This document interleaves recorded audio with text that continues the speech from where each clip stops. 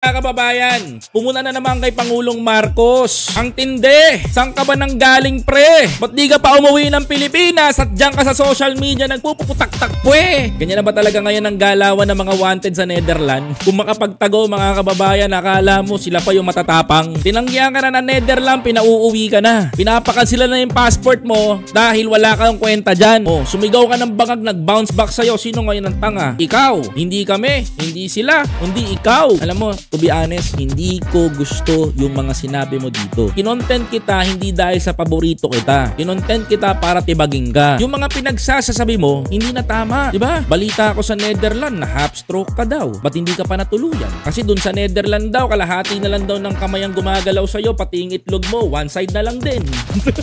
Kwento lang sa akin ng kaibigan ko na taga Netherlands na nakakaharap mo. Hindi na daw malaman kung umiihi ka pa daw o bigla ka na lang naiihi sa salawal.